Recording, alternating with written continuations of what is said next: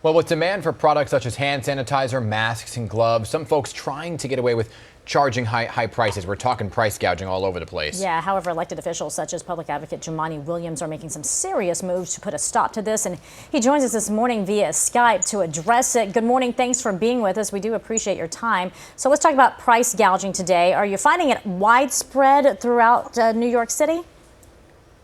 Good morning. Thanks for having me. First, I just want to shout out the essential workers who are out there keeping our city going. Thank you so much, and condolences to people who are dealing with losses.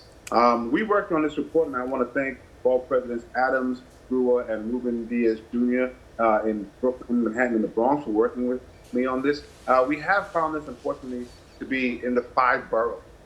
We actually found the impact to be heavily in places like 99-cent stores, but we saw it a lot in low-income and Black and brown communities, which is unfortunate. But it is pretty rampant. We also saw it online. And so we listed out what we found: exorbitant prices for the most basic materials that are needed, 100, 200%. At one point, we saw a box of masks that normally went for $20 for going for $100. And this makes no sense, and there are laws against this. But sorry, go ahead. No. So Governor Cuomo had showcased hand sanitizer made in New York, right? So how can people get their hands on that? And if they don't have the funds, because a lot of businesses are really struggling and people are struggling, how can they pay for it? Or, is it available for free anywhere? Well, we were focused on trying to make sure that people can go locally and get this, because we don't want people actually roaming around. And we want to make sure that there is additional laws for the Attorney General and for the Department of Consumer Affairs to fine, triple fine, and finally revoke businesses' license who are doing this. We also have to go to the wholesalers who themselves sometimes are gouging. And we do know that the governor spoke of hand sanitizers that are being made. I just want to make a clip to make sure that we know that the folks who are incarcerated get a little more than what they're making now. We want to make sure we're not incentivizing incarceration. But to that end, it's things that we need. People can call 311. Try their best to see if they can get that. But more importantly, this report is to shine a light on the gouging, and we're working on legislation to give the AG, as I mentioned, and the Department of Consumer Affairs some more teeth to stop it. Several days ago, you asked the mayor to suspend construction. I have several family members who are still on the job in the city. So why is that necessary, and where are you getting with that?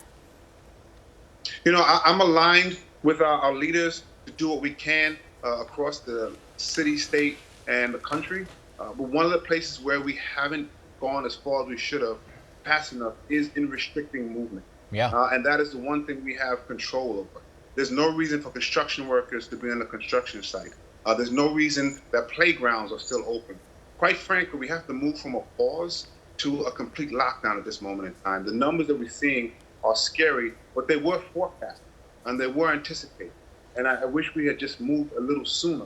But right now, what we're asking people to do is to understand the difference between the worst case scenario and the best case scenario is them, and it's us. Yeah, it's our responsibility. So listen, you just said it. You actually want to see a lockdown. Have you had some communication with the mayor's office or the governor? I know looking back on it, it should have happened sooner, but looking forward, we can take action here, right? So have you had those conversations and given your input about a full lockdown and what that would look like? I've reached out to both of them. I'm still waiting to have further conversation, but I've definitely let the appropriate staffs know that this is something that we have to continue to push. I'm glad that some people are now beginning to ask for the same. Every hour we spend not doing it, there's actually a human cost to inaction.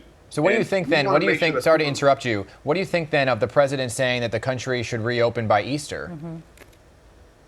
Well, we know in the federal government, people should just totally ignore this president.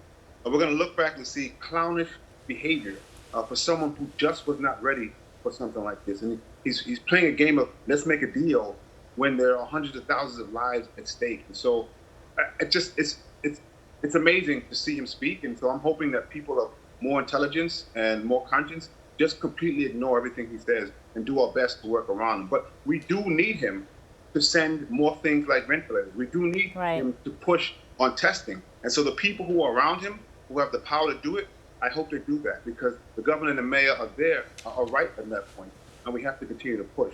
But where we can, control is movement. and we have to do a better job there. We owe it to the people and the essential workers who are out there and the most vulnerable among us. There's And no we're going to reason have to that people self-regulate are that still- at this point, because that's on us right now. Well, there's two things. We have to self-regulate, right? But we also have to get a clear message that it's not a pause. You can't go to the playground. That this is a full throttle lockdown. We've tried these other measures in other places in the country. Other places in the world. It just haven't worked. So we shouldn't relearn that. There shouldn't be so many people in Rikers Island and corrections across the state when we know that's a petri dish.